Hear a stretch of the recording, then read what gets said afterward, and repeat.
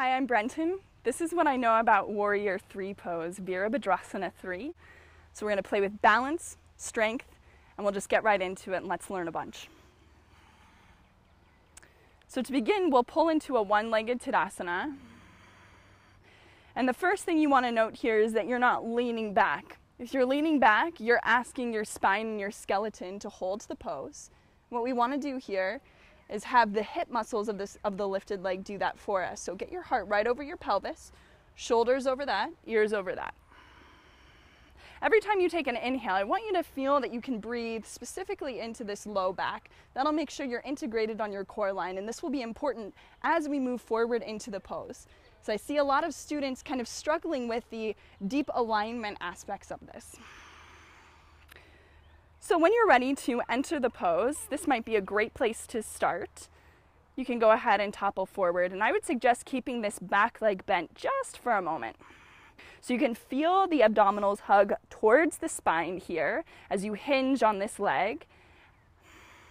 And every time again you breathe, you want to breathe into that low back so you feel that. Now beginning students might feel very topply here, so I'm going to suggest move your arms, do what you need to do. And every time you fall out of it, just remind yourself that we're only here to have fun. When you're ready to move forward, make sure both frontal hip points are looking down at the floor. You're going to root through your heel as you press towards the back and towards a straight leg. Now as you do that, feel that you're lifting with your organs towards your spine, and then lengthen from your extending heel all the way through the skull. Now this is where I see a lot of people like to open their hips as if they're going into half moon, or they're like a dog peeing on a hydrant. So we want to really get focus on that internal rotation of the lifted thigh so that the pelvis looks down. Theoretically, you could put like a cup of hot coffee on your low back.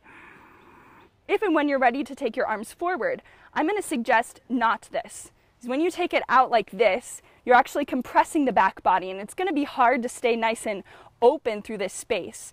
So instead, to keep your front body compact and lifted to the spine, offer your arms forward like so. Elbows, forearms, wrist, fingers.